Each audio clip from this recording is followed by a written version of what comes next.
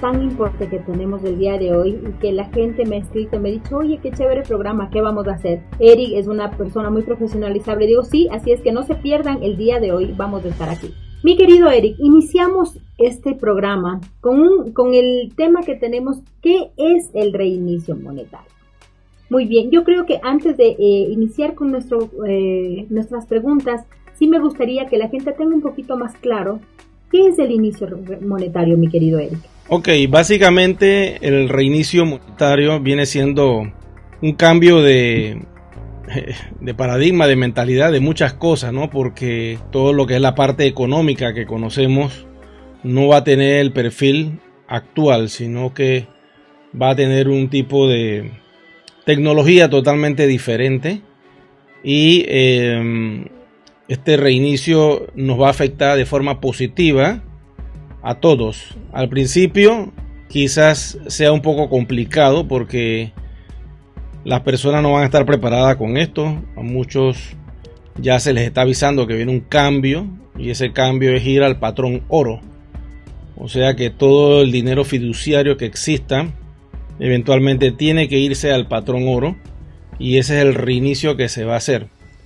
Y estamos esperando esos cambios. Básicamente ese es el punto principal. Al suceder esto, bueno, todo va a cambiar. La revaluación de las monedas va a ser un tránsito también importante porque todas tienen que valer lo mismo. Y por eso yo les digo que eventualmente en el tiempo lo que es el Forex va a desaparecer. Porque todas vamos a tener valor respaldado en oro. Perfecto, muchas gracias, Mieri. Bueno, y para estos cambios, como tú mismo dices, la gente tiene que abrir la mente, ¿no? A veces dirán que esto es mentira, que no es mentira, pero bueno, con nosotros o sin nosotros, el reinicio monetario se da. Así es que es mejor abrir la mente, conocer, investigar del tema y prepararnos. Bueno, entonces, dime, Eric, ¿cuál es el destino de Yuan en todo este cambio que va a haber? ¿Cuál es el destino de Yuan con respecto a la ley MiCA? Sí, con respecto a la ley MiCA, porque si vamos a estar todos uniformes, pues entiendo que las leyes nos ampararán y es lo que estamos esperando como compañía, ¿no? La gente me escribe y me dice, sí, pero ¿hasta cuándo tantos años? Nosotros dependemos de las entidades gubernamentales. Entonces, ¿cuál es el destino de Yuan con respecto a la ley MiCA en especial? Bueno, la ley MiCA es compleja porque, aunque no lo crean, está en proceso de actualizaciones constantemente. Y ellos lo que están persiguiendo es regular toda la zona euro para evitar, pues, hacer transacciones sin personas, porque como ustedes saben hay muchas criptomonedas que no tienen lo que se llama la normativa del KYC y cualquiera puede hacer una transacción anónima de miles de dólares y mover fondos sin saber pues de dónde vienen esos fondos. Entonces la ley MiCA quiere regular toda la zona euro para controlar pues lo que son las criptomonedas. Como todo esto funciona descentralizadamente y no hay manera de dar un seguimiento a nivel bancario, entonces ellos están creando esta ley para regular todos los proyectos de criptografía. Quiere decir que Yuan se está preparando para esto. Esta es una etapa que la compañía siempre ha esperado. Nosotros, la comunidad, también estamos esperando, porque eventualmente Yuan será regulada en la Unión Europea y pues hay que hacer todos los trámites. Después que esté en un solo país de la Unión Europea, todo el grupo va a coger el proyecto como un asset o un proyecto cripto regulado. Y una vez que esto suceda, pues el panorama y el valor de Yuan cambia radicalmente a nivel mundial, porque ya entonces seríamos una criptomoneda, un proyecto regulado, y el valor que nosotros estamos proyectando a nuestra comunidad pues se abriría a nivel público y ese sería el valor de mercado, el cual pues los exchange y otras casas que trabajen con nosotros tienen que respetarnos nuestro valor. Bueno, nosotros escuchamos de la Unión Europea, pero vale aclararle a nuestra audiencia que la Unión Europea la conforman 27 países, ¿ah? La Unión Europea está en el mercado desde ya más de 74 años, 75 años casi, y que el Estado el estar aprobados por la ley MICA va a implicar que vamos a estar como medio de pago dentro de 27 países. Sí. Sí, son 27 países los cuales conforman la Unión Europea, y estar legales en 27 países, pues es un proceso que lleva mucho por dentro, ¿no? Entonces debemos tener paciencia, y eso no depende de la compañía, ni de Eric, ni de Silvia, ni de Marco, ni de Joana, de nadie. Eso depende de organismos gubernamentales que regulan la Unión Europea. Así es que muchas gracias, mi Eric. ¿Puedes decirnos cuántas etapas faltan del proyecto One para que nuestro OES pueda llegar a ser un medio de pago? Ok, son varias, no es una o dos, son varias etapas que yo he estudiado para que el proyecto se convierta en un medio de pago. Una de estas etapas es hacer la auditoría completa de la blockchain. Quiere decir que la compañía pues tiene que hacer un inventario de cuántas WAN tiene la comunidad, cuántos WAN se van a quemar y cuántos WAN le va a quedar a la compañía.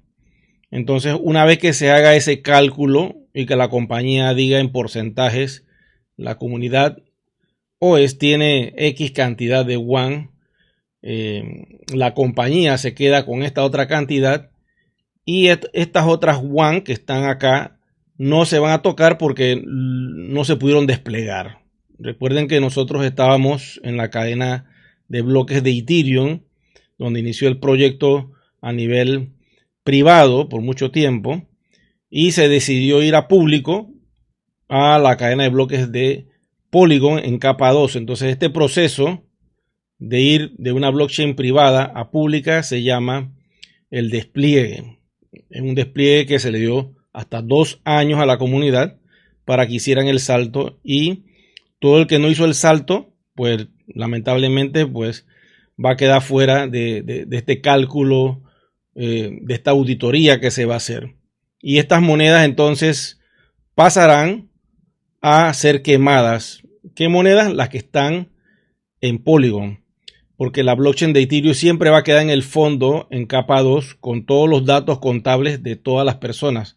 Tus WAN viejos estarán allí, los verás, pero no podrás hacer nada. Aquel que sí hizo el salto, pues se le dará entonces una WAN nueva que va a estar con la blockchain de Polygon.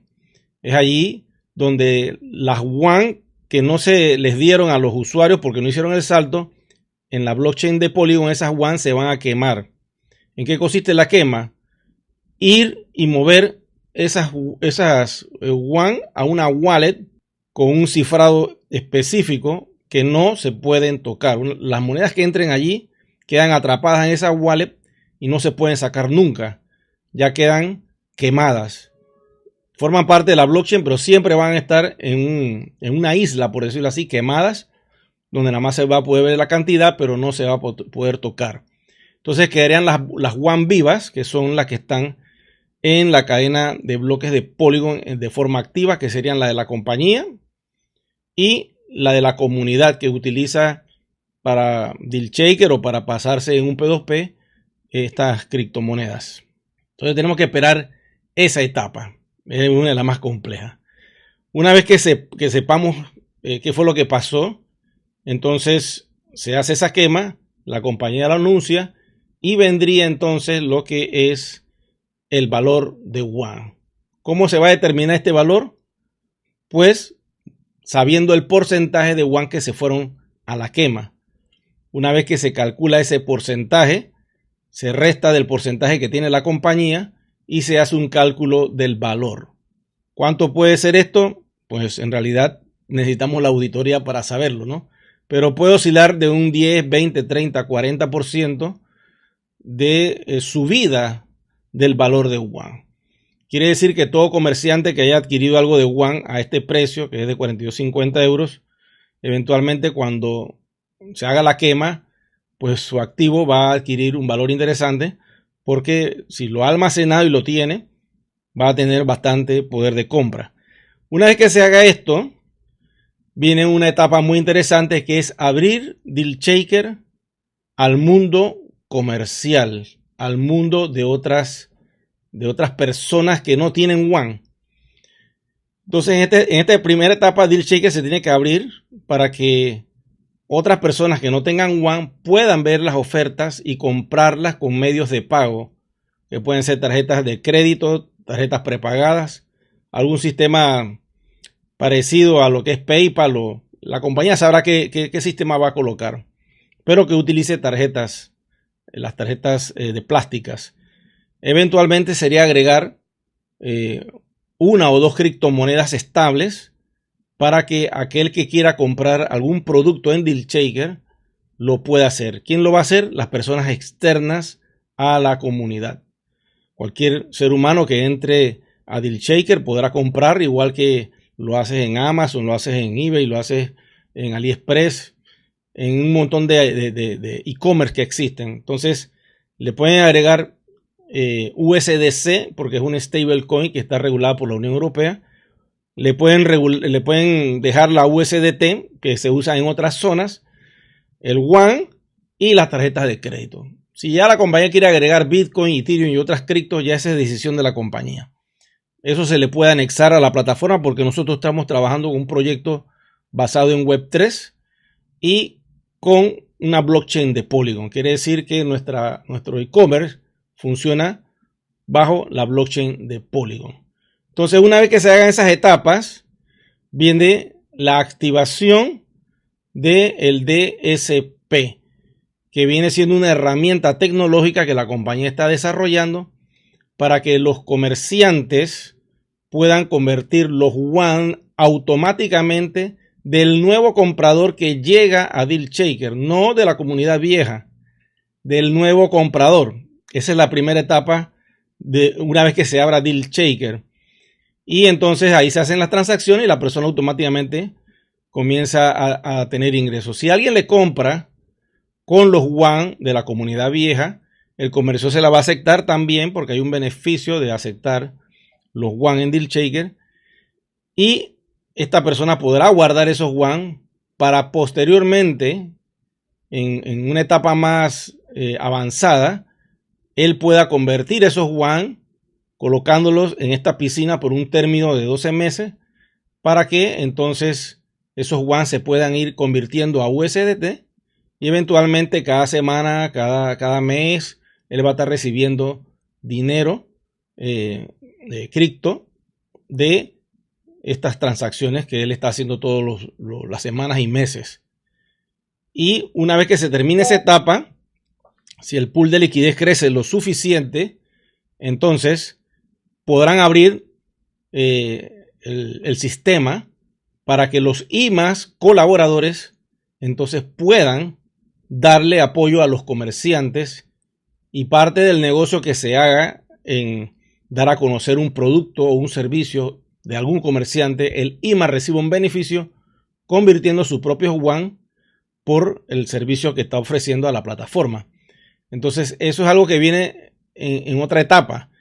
Después que esto avance y que veamos cómo evoluciona todo este proceso de Deal Shaker abierto al mundo, los IMAs cooperando y la gente ya recibiendo algo de ingresos, la comunidad aumenta, entran nuevos clientes, entonces la compañía podría abrir el pool de liquidez para que cualquier IMA que quiera poner sus WAN a que se conviertan, pues lo puede colocar ahí por 12 meses para ayudar el aumento de la piscina. Pero esa es una de las últimas etapas. Una vez que esto suceda, pues ya el proyecto tiene que estar bien sólido, tiene que tener un pool de liquidez bien grande, pudiéramos decir de varios millones, esa piscina, para poder soportar este tipo de cosas. Ya en la última instancia, después de que suceda esto, de que entren los IMAs que no hacen nada para poner algo de sus WAN, podría la compañía, con las regulaciones ya aprobadas, negociar con algún exchange, algún tipo de negocio para que WAN tenga exposición y la puedan conocer otras comunidades. Básicamente ese es el orden que yo he calculado de cómo serían las cosas. Todo eso tiene que pasar en el 2025, 2026, 2027, en los años que vienen.